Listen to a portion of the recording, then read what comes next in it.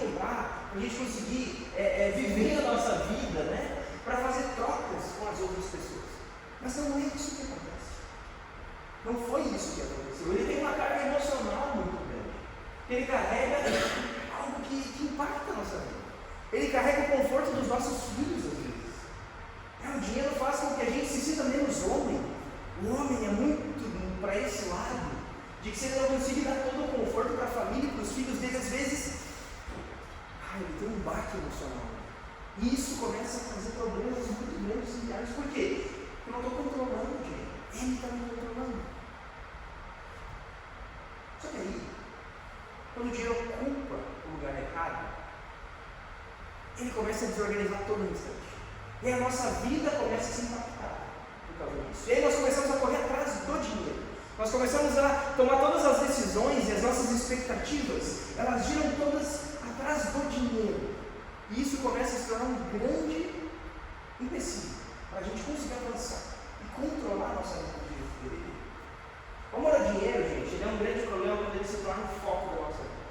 Paulo fala isso lá em 1 Timóteo, porque o amor ao dinheiro é a raiz de todos os males. Alguns, Timóteo, por cobiçarem o dinheiro, desviaram-se da fé e se atormentaram com muitos sofrimentos. A avareza, o dinheiro, a avareza, o amor pelo dinheiro, foi o que fez com que Judas traísse Jesus. Foi por dinheiro.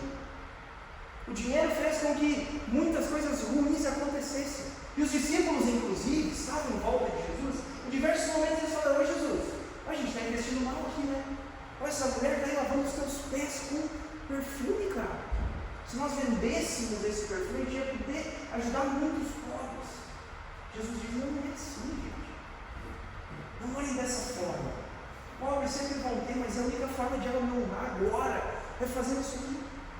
Eu só não estou preocupado com o dinheiro, mas com a forma como a mente estava trabalhando nele. O amor ao dinheiro, muitas vezes, destrói tratamentos. Não sei se você sabia, mas problemas financeiros está entre a primeira e segunda maior causa de divórcio no Brasil. Sabia? A primeira é traição, obviamente, mas a segunda é um problema que não é uma quebra de confiança, é um problema que não é uma quebra emocional, não há uma traição de forma específica. Simplesmente a pessoa começa a enxergar o outro, e às vezes o que o outro ganha não é mais o suficiente para ela. Às vezes a vida que eles têm juntos não é o que ela precisa, porque a pessoa quer mais dinheiro, ela quer alguém que pode dar uma vida diferente para ela. Gente, a segunda maior causa de separação, por causa do dinheiro. Então o amor ao dinheiro destrói muitos casamentos, porque a prioridade fica errada. Olha que doideira. Por amar o dinheiro, pais perdem filhos. Trabalham tanto para dar o melhor para os filhos. Vendem o tempo, vendem a presença, vendem uma família. E aí chega um momento onde não tem mais volta. Onde o pai é alguém que é legal. É alguém que você conhece. Sabe aquele tio que você vê uma vez por ano e depois eu preciso mais ver, está tudo bem? Não, meu pai não serve em nada para mim. Porque eu não conheço meu pai. Eu já ouvi isso, gente, muitas vezes. Por amor ao dinheiro, famílias se desfazem. Heranças, disputas, inveja, problemas mal resolvidos de negócio, separação entre os próprios irmãos, olha que doideira. Família cresce um problema gigantesco, porque surgiu o dinheiro, porque começaram uma empresa juntos, não foi bem resolvido. Alguém começou a entrar no meio do caminho lá e começou a falar coisas, começou a colocar coisas na cabeça por causa do dinheiro, por causa do amor ao dinheiro. Às vezes um irmão não consegue abrir mão de um pouquinho, para que o outro também consiga viver. E aí assim, por amar e colocar toda a expectativa no dinheiro, acontece o que Paulo fala, a raiz começa a se crescer no coração. Isso começa a se tornar um grande. Por amor ao dinheiro, muitas amizades são rompidas. Porque a pessoa não consegue mais andar expectativa de algo que eu queria. Não, eu não consigo mais andar com essa pessoa. Ela não tem mais o mesmo poder aquisitivo que eu. Não, porque essa pessoa só me suga. Pô, eu tive que ajudar de novo ele. E aí, por amor ao dinheiro, a gente começa a olhar para a gente de uma forma, inclusive, justa. Porque a sociedade fala para a gente que o dinheiro é a coisa mais importante, que o dinheiro é o que vale. Se a pessoa está apenas te sugando, ela não vale, porque isso não serve. Só que Jesus fala o contrário. Jesus diz para a gente investir na vida das pessoas. Jesus diz para a gente perdoar as pessoas. Mas é o amor à justiça. Mas a voltar o foco para nós. Para a nossa justiça. Eu que batalhei por isso aqui, vou estar ajudando. O outro que não se ajuda. Por amor ao dinheiro, nós vendemos muitos valores. Não sei se você já viu políticos que vão lá na tribuna, já viu, e falam sobre a sua moral ilibada. É alguém que não tem sujeira. E aí tu coloca no Google o nome do cara. Parecem 350 milhões de processos por má gestão, porque a ética fica comprometida, a integridade é sacrificada, o caráter corrompido por causa do dinheiro. Agora, há poucos dias, teve um jogador de futebol que foi lá nas bet, e aí ele tomou um cartão amarelo, e toda a família dele tinha botado uma grana. Deixa eu ver qual bet que era, essa KTO que era. E aí a família ganhou um dinheiro. O cara ganhou 1 milhão por mês. A família ganhou 50 mil numa aposta. Por causa disso, o cara pode perder a carreira dele. Por causa da ganância, por amor ao dinheiro. Negócio bobo. O amor, gente, é um sentimento. Mas também o amor é uma prática. O amor ao dinheiro não é uma fala de, eu quero dinheiro, eu quero mais dinheiro, a minha vida não vai ficar boa se eu não tiver mais dinheiro. Não. O amor ao dinheiro são decisões sendo tomadas na vida cotidiana. No nosso dia a dia, nós começamos a tomar decisões, e ao invés de eu pensar na pessoa, eu começo a pensar no meu recurso. Ao invés de eu ajudar o outro, eu começo a pensar não, mas eu vou ter que ser penalizado por causa disso. Isso demonstra que nós estamos amando. Talvez você nunca diga que ama o dinheiro, só que as suas escolhas estão gritando isso diariamente. Você já pensou sobre isso? Quais têm sido as suas escolhas hoje? Será que o dinheiro tem sido a prioridade no seu dia a dia? Será que a forma como você tem agido, a forma como você tem dedicado a sua vida, está mais focada para ajudar pessoas, para cuidar da sua família, ou para correr atrás do dinheiro? Será que a forma como as suas decisões têm sido tomadas, elas estão sendo tomadas pensando no futuro e num propósito às vezes maior do que você mesmo? Não é pelo dinheiro. Dinheiro é bom. A gente precisa ter. Não dá para a gente viver sem dinheiro. Só que a gente precisa entender que ele precisa estar no lugar que ele precisa estar. O dinheiro é um bom servo, mas ele é um péssimo Senhor. Quando ele se torna o Senhor da nossa vida, isso desencadeia diversos problemas. Tem uma parábola muito interessante, sempre que eu penso sobre dinheiro, eu penso nessa parábola, que é a parábola do rico insensato. A parábola eram histórias que Jesus contava para explicar alguma coisa. Quando Jesus queria trazer um conceito para os discípulos, isso no próprio contexto grego, quanto romano, quanto judaico, eles tinham essa ideia de contar histórias, de fazer um poema, de recitar um salmo às vezes, para explicar alguma coisa. Então, em diversos momentos, Jesus usa parábolas, que são histórias que às vezes ele cria para explicar um conceito. E Jesus, junto com seus discípulos, ele explica um conceito através dessa parábola, falando sobre dinheiro. Opa, passei um outro texto relevante primeiro. Mas olha só, antes de falar com ele, Jesus fala isso aqui: ninguém pode servir a 2 senhores, que vai odiar a um e vai amar o outro, ou vai se dedicar para um e desprezar o outro.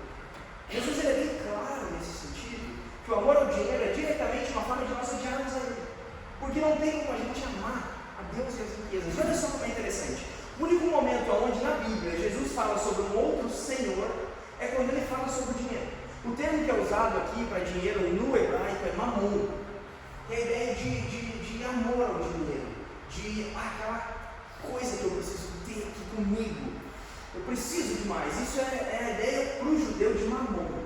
Então, quando Jesus está falando isso aqui, ele diz: gente, não tem como vocês dizerem que adoram a mim e a mamon ao mesmo tempo, porque um dos dois precisa ter prioridade na vida. Um dos dois precisa ser o Senhor, não tem como ter dois senhores. É muito cacique para pouco índio, não dá. Não dá. Se o dinheiro tiver como prioridade da vida de vocês, é muito. Deus é bem específico.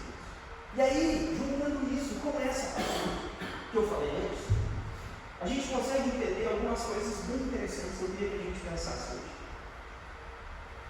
Até um certo homem rico produziu muito. E ele pensava consigo mesmo: o que eu vou fazer? Eu não tenho onde armazenar tanta coisa. Foi uma colheita maravilhosa que ele teve. Uma colheita abundante, muito mais do que ele tinha se preparado. Esse homem recebeu uma bênção de Deus. Esse homem recebeu algo que poucas pessoas recebiam, que era uma colheita desse jeito. Era muito comum na época eles fazerem uma plantação lá, eles semearem, e eles saberem que eles iam ter uma perda grande. Por quê? Porque não é igual hoje, que tem esse monte de coisas que a gente pode colocar para matar um monte de peste. Não, naquela época não tinha isso. Então eles já sabiam que 20%, 30% da colheita ia acabar. Só que esse homem aqui, a colheita dele deu muito mais do que isso. A Bíblia não especifica quanto, mas ela fala que foi muito.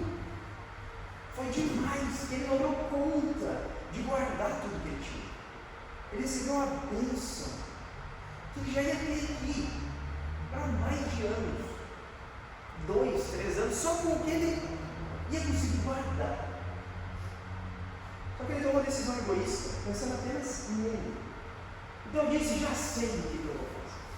Eu vou derrubar os meus celeiros, vou construir celeiros maiores, e aí eu vou guardar toda a minha safra, todos os meus bens. Gente, isso não era costume para o judeu.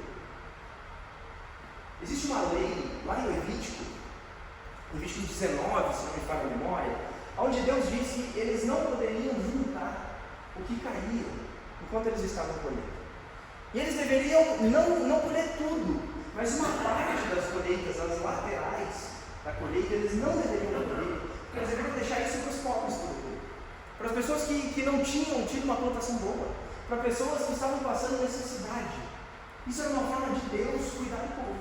Então eles tinham que deixar as margens para que pessoas pobres tivessem o que comer, e o resto era deles. O que Deus abençoou esse homem foi muito mais do que isso. Só que ele toma uma decisão egoísta. Ele decide agir pensando só nele. Ele foi extremamente avarento. Ele olhou para ele e pensou assim: cara, agora eu estou feito. Agora acabou. Eu destruí os meus celeiros. Eu vou construir uns muito maiores. E agora eu vou poder viver tranquilo. Agora eu vou ter a tranquilidade da minha vida.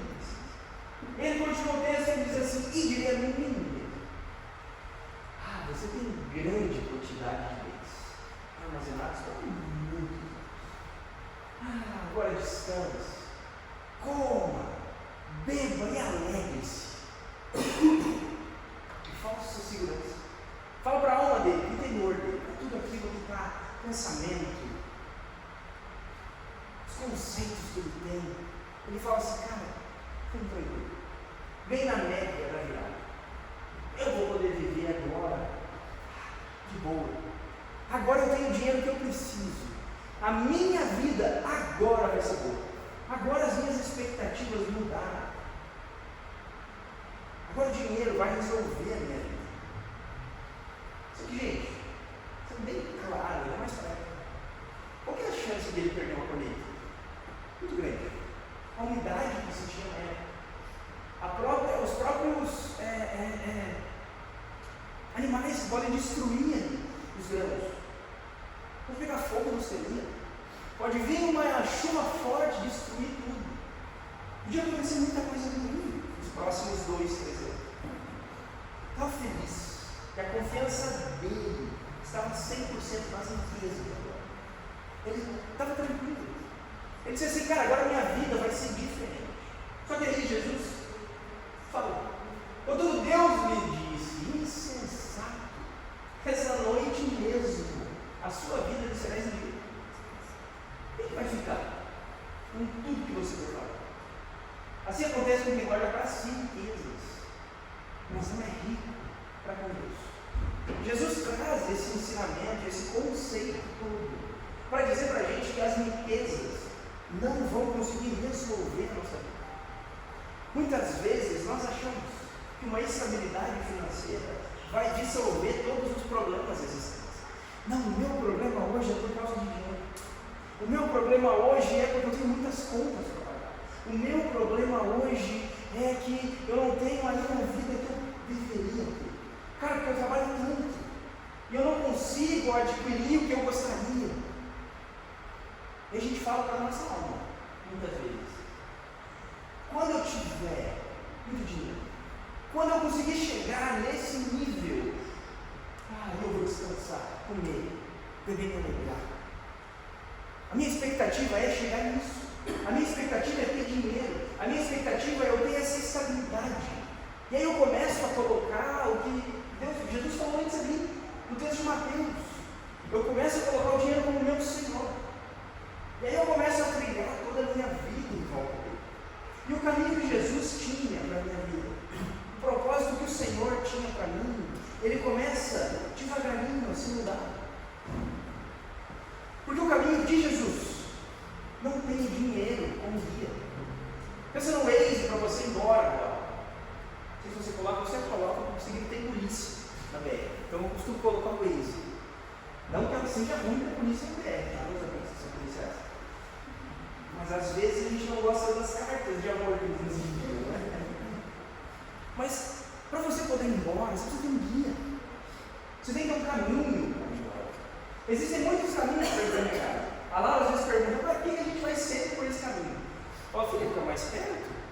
Se a gente for no outro, a gente vai sair lá na 239, vai ter que voltar, vai ter que ir para lá. Esse é o caminho mais próximo. Às vezes nós procuramos o caminho mais próximo para tentar chegar numa vida feliz. Numa vida que a gente vai poder dizer para a nossa alma: nós estamos tranquilos agora. O problema é que esse caminho que o dinheiro nos leva, ele não chega no final. Ele para num dado momento. Agora o caminho de Jesus, ele é eterno. Ele é um caminho diferente, ele é um caminho onde as nossas expectativas não são quantificadas pelo que nós possuímos. As nossas expectativas são quantificadas em Jesus, e no sacrifício dele, e na forma como ele quer que a gente vive. Só que muitas vezes o nosso coração está tão voltado para o dinheiro que nós ficamos cegos. O insensato na parábola não era rico demais, ele era cego demais. Será que você está vendo com os olhos certos também? Será que você não está achando que você precisa controlar a sua vida financeira tendo muito dinheiro? Isso às vezes parece que nem fecha. É óbvio que para eu controlar a minha vida financeira eu preciso ter muito dinheiro. Só que o dinheiro não resolve. Tem uma frase muito célebre de um dos homens mais ricos da história, que se hoje o dinheiro dele morreu em 1900 e lá vai quebrar, mas se ele fosse vivo hoje, os bens que ele tinha na época superariam qualquer homem rico do mundo, que foi o John Rockefeller. Em uma entrevista que ele teve, ele falou, perguntaram para ele assim: John, quanto que tu precisa de dinheiro para ser feliz? E ele disse: somos um pouquinho. O cara é multimilionário, o cara com um dos prédios maiores de Nova York, o cara que tem aquela imagem célebre da galera em um vergalhão na altura, sentada comendo, que foi um dos grandes edifícios que ele construiu em 1900 e pouco. O cara que era dono de metade de Nova York. O cara disse que para ele ser feliz, ele precisava de mais um pouquinho. O dinheiro, gente, não tem fim em si próprio. O dinheiro não chega um momento que a gente fica feliz com ele. Quando a nossa expectativa está no dinheiro, nós podemos ser bilionários. Nós vamos achar que somos pobres, que a gente precisa de mais. É a história do jogador de futebol que já ganha milhões e vai lá e tenta burlar uma bet. É o cara que tenta comprar um árbitro. É o cara que às vezes, para conseguir ter um benefício pequeno em relação ao que ele já tem, ele vende qualquer coisa.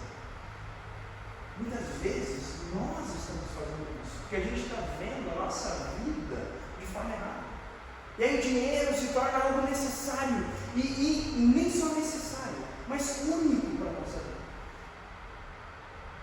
E aí Paulo, lá em 1 Timóteo, fala para a gente um pouquinho sobre esse cuidado. De fato, Timóteo, a piedade com contentamento é grande fonte de vida. Pois nada trouxemos para esse mundo e dele nada podemos levar. Por isso, tendo que comer e com que nos vestir, sejamos com isso satisfeitos, Senhor. Piedade com contentamento. Paulo lembra Timóteo que aqui Timóteo era um líder que Paulo estava investindo na vida dele. Ele foi alguém que se tornou um grande pastor, foi alguém que foi um plantador de igrejas, foi um cara que motivou muita gente. Inclusive essa carta aqui, a segunda, Paulo fala da morte dele. Fala, Timóteo, o meu corpo já está sendo dado em libação. Ou seja, eu já fui entregue. Eu já tenho até a data que eu vou morrer. Mas eu estou feliz, que eu combati o meu combate.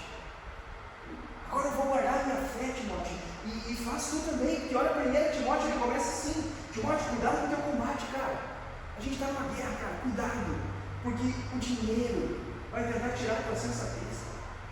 O dinheiro vai fazer com que tu ache que no caixão tem gaveta e não tem. Vai achar que tu vai conseguir levar alguma coisa disso aqui para cima. Não tem. No céu a gente não vai ter como brincar. E Paulo lembra dele disso. Cara, tendo que comer, tendo que te vestir, cumprindo o propósito que Jesus tem para a tua vida. Cara, fica satisfeito. Piedade,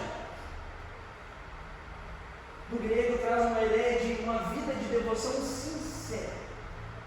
É a palavra eusébia, se não me falha a memória. A ideia de demonstrar obediência. Piedade é a prática de uma fé autêntica em relação a Deus. A piedade, ela nos liga ao Senhor. O contentamento é uma suficiência interior. É isso que significa. Deixa eu tomar água aqui em garganta. Secou. Contentamento é uma alma que descansa no que ela tem. Ela está contente. Ela gostaria de ter mais? Gostaria. Ela ficaria feliz se ela tivesse mais? Ficaria. Mas ela está contente com o que ela tem. Isso não é um impacto que desmotiva ela. Isso não é um impacto que faz com que ela se sinta triste por não ter o que os outros têm, por não conseguir chegar no patamar que ela gostaria de chegar. O contentamento é o oposto da cobiça. Não é ideia de eu estar conformado simplesmente, vai ser sempre assim e eu sou amaldiçoado. Não é essa ideia. Mas é entendendo que Deus é quem me sustenta. Deus é quem me permite ter o que eu tenho. Se eu não tenho o que Deus me deu, é porque eu não deveria ter. Isso é o contentamento. Isso faz com que eu não olhe para o dinheiro como a única necessidade da minha vida. Deus é a única necessidade da minha vida. Quando nós vivemos com piedade, contentamento, o nosso foco se alinha. Isso é um lucro que não tem como se medir. Isso é um dinheiro que não é contável na nossa forma de moeda. Isso é um valor que a gente tem em relação a Deus. Piedade precisa ser na prática. Você compromete a sua vida com obediência a Deus, ou o dinheiro não permite isso. Ou às vezes você até quer se dedicar mais para Deus, só que você tem que trabalhar um pouco mais. Eu nunca me esqueço de um amigo que estava trabalhando muito. E aí falou, cara, por que você está trabalhando tanto? Falou assim, cara, aqui estou cheio de dívida. E aí eu estou trabalhando para ver se eu consigo girar atrás disso aí. Eu falei, cara, mas não vem para nada mais. Nem para tua família, tua mulher. Eles estão ela fazendo mais dívidas, eu tenho que trabalhar mais ainda. Eu falei, tu está rico? Não. Eu acho outra forma de resolver isso. Trabalha um pouco menos. Não precisa ser todos os dias. Porque tu não vai ficar rico, às vezes. Tu precisa ser inteligente e cuidar das suas finanças de outra forma. Às vezes, a gente coloca o dinheiro como sendo um período.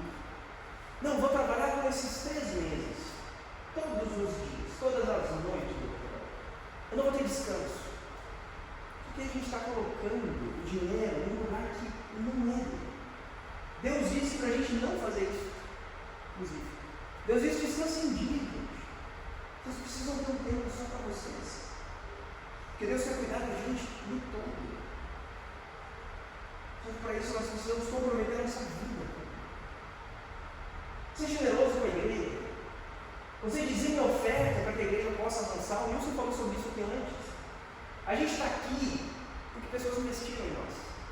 O Eliomar, que esteve aqui há poucos dias, e algumas pessoas conheceram ele, acho que ele vai voltar aqui em agosto ou setembro, se não me falha a memória, inclusive talvez ele pregue aqui. Ele é o presidente da Betânia. Betânia que investe na gente aqui. Para a gente poder ter esse prédio, para a gente poder ter iniciado o projeto, para a gente poder ter comprado as cadeiras, fazer um palco mais forte para o nosso gordinho, para a gente poder comprar alguns instrumentos, fechar uma quadra, tudo isso é de investimento de pessoas em nós. Esse investimento não é para a igreja, esse investimento é para que mais pessoas conheçam a Jesus, para que mais pessoas possam entender o verdadeiro amor de Cristo. Só que às vezes nós amamos tanto o dinheiro que a gente enxerga isso como alguém querendo nos roubar, e não como um investimento nosso para que o reino de Jesus possa avançar. Talvez esse seja o seu pensamento muitas vezes. Não, a igreja só quer o meu dinheiro. Alguma vez você já viu a gente pedir dinheiro aqui de forma demorada, longa? Se fez isso foi porque ele demorou para falar. Então, se Deus não é que você dê dinheiro com medo. Já vou dizer de antemão, Deus não vai tirar nada de você se você não der. Malaquias 3:10, um texto fatídico para se pedir dinheiro. Devorador vai destruir a sua colheita, a não ser que você plante e tenha um gafanhoto, que era o nome do devorador, era um gafanhoto. Aí você pode ficar com medo, você tem uma plantação lá e você tem isso. Deus não quer que a gente tenha orgulho. Deus quer que a gente coloque Ele em primeiro lugar no nosso coração. E para isso, o nosso dinheiro precisa entrar. A igreja precisa se manter, precisa avançar. A nossa ideia como igreja Betânia é plantar outras igrejas Betânia. É continuar subindo até Gramado, que daí eu vou para lá para Gramado. Mateus foi para Gramado. Mas a nossa ideia é avançar, gente. Para isso, nós precisamos de dinheiro. Infelizmente, nós precisamos de dinheiro para tudo. E Jesus já deu dinheiro. Ele está aqui dentro com a gente. Então eu queria te incentivar a pensar sobre isso. A você falar com Deus. Não colocar Deus contra a parede e dizer assim: Deus, eu vou dar aqui, mas o Senhor tem que me dar. Não vai fazer isso. Deus não está comprometido com isso. O compromisso dele é com o nosso coração, direto, e com a nossa salvação. E ele deu isso de graça para a gente. Mas ele pediu que a gente contribuísse para que o Evangelho pudesse avançar. Seja generoso com os seus irmãos, com as pessoas que estão próximas de você. Quando você sabe que alguém precisa, você consegue ajudá-lo? Ou isso é um peso para você? Quando fala sobre generosidade, não é o que nós somos obrigados. Às vezes você diz assim: não, mas eu ajudo ali pela boa vontade, dou R$50 por mês, eu ajudo tal instituição. Ok, é bom a gente fazer isso também. Só que generosidade, a gente não consegue ser generoso daquilo que está sobrando. Generosidade é daquilo que a gente vai ter um pouquinho de dificuldade de fazer. Isso é generosidade. Eu costumo deixar um valor por mês para eu ser generoso com pessoas. E aí ontem a amiga pediu um iFood lá para levar lá para São Leopoldo, uns bolinhos. E aí eu fui pegar e eu pensei: cara, eu vou ser generoso. E aí eu perguntei para o entregador assim: mano, posso te fazer um pix? Ele falou assim: ué, por quê? Eu falei: não sei, eu quero fazer. O que tu acha? Pode me passar a tua chave? Eu posso. Daí eu falei: vou fazer um valor legal para ti. Não vou fazer com um amigo meu que falou essa vez, deu R$13. Eu falei: nossa, eu fui para a expectativa 3 quilos. Aí, a hora que eu fiz o valor, ele viu. Aí voltou lá: cara, nunca recebi isso. Nunca ninguém se importou comigo nessa hora. Eu falei: tu é da onde, mano? Sei lá, sou de Samuel. Eu falei: cara, vai lá no Betânia, não é a minha igreja hoje, mas era uma igreja top, vai lá. Sério, mano? Sério, vai lá.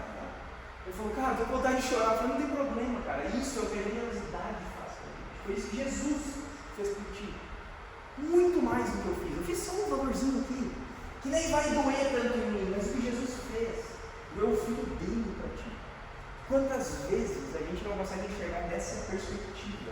Porque o dinheiro está no Senhor. Que o dinheiro está fazendo com que a gente não entenda que ele é algo para ser usado por nós, não para nos usar.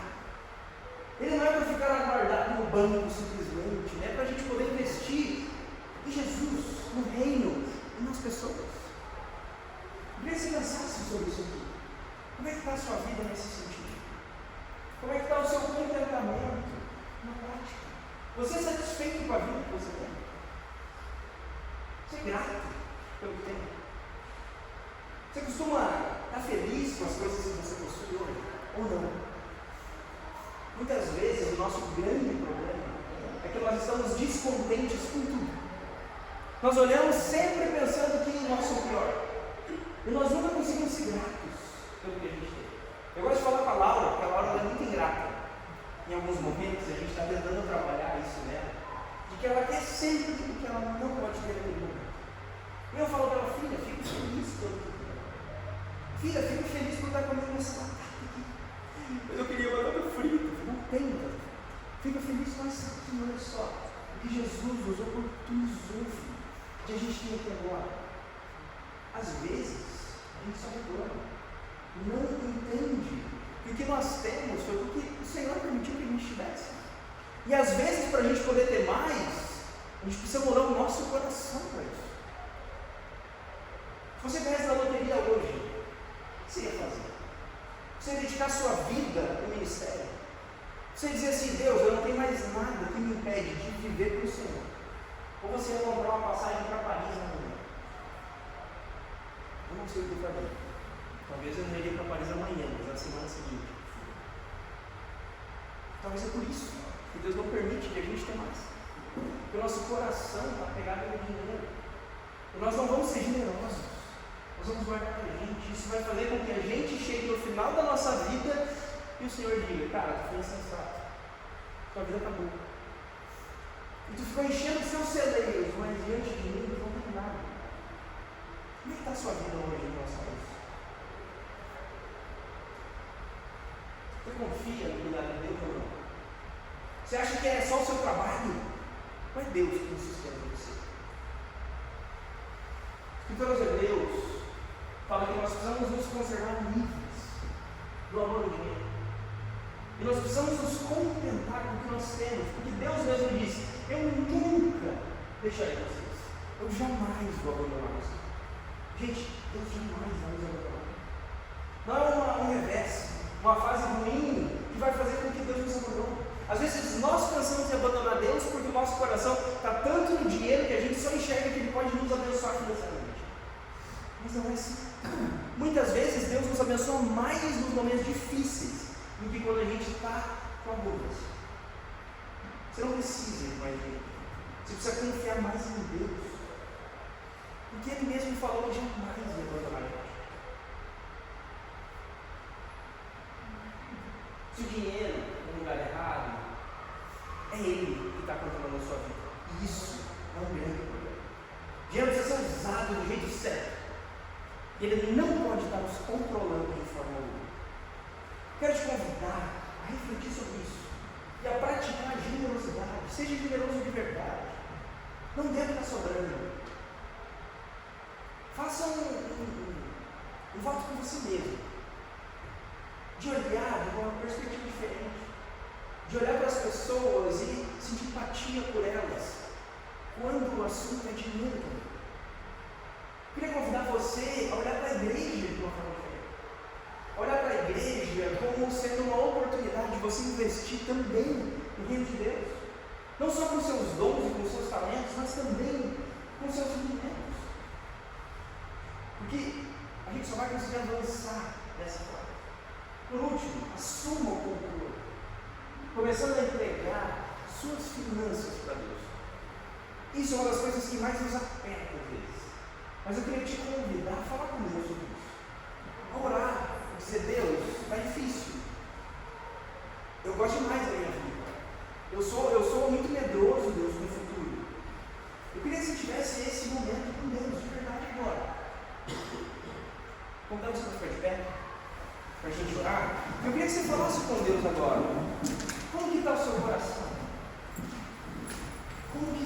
impactando as suas emoções por causa do dinheiro? Como que você lida com isso? Você está amando Deus? Ou você tem um outro Senhor? Vamos orar, eu queria que você falasse do seu jeito com Deus agora. Você abrisse seu coração para Ele e pedisse suporte para Ele. Assim como eu faço em relação a Ele. Nós muitas vezes precisamos colocar ações práticas que vão doer na gente, para assim a gente poder mudar. A avareza é algo que está sempre no meu coração. É algo que eu tenho que estar o tempo todo cuidando. É algo que não vai chegar um momento que eu vou estar tranquilo. Porque o dinheiro tem um grande poder de se tornar o nosso Deus, o meu Deus, se eu não cuidar. Foi isso que Jesus disse. Então, olha e fala com Jesus agora. Deus, muito obrigado, Deus, pela oportunidade que o Senhor nos deu nessa noite de a gente refletir sobre esse assunto tão relevante que gira em torno das nossas vidas. E muitas vezes, Deus, é o que gere a nossa vida. É o que controla todas as nossas decisões, toda a nossa forma de pensar, que impacta os nossos relacionamentos, a nossa família. O amor ao dinheiro pode destruir tudo que a gente tem em volta e fazer parecer que ele é a única coisa que importa. Quantos relacionamentos destrói-se? Quantas famílias destrói-se por causa do dinheiro, Senhor? Deus, eu peço que o Senhor molde o nosso coração, que o Senhor nos ajude, Deus, essa noite a olharmos para dentro de nós e não agirmos, Senhor, como esse rico insensato, mas lembrarmos que a nossa vida ela vai acabar e a construção toda que nós fizemos aqui, ela não vale de nada em relação ao Senhor. Nos ajude, Senhor, a entender que é muito mais rentável nós investirmos no Teu reino do que no banco. É muito mais rentável nós sermos generosos com os nossos irmãos do que a gente guardar dinheiro no banco. Porque nós estamos investindo na nossa salvação. Nós estamos investindo em algo que não destrói por tempo. Algo que não sofre economicamente. Algo que não pode da noite para o dia acabar. Nos ajude a confiar no Senhor. A não deixar que o dinheiro molde o nosso coração e a nossa vida. Nos ajude, Senhor, e assuma o controle do nosso dinheiro.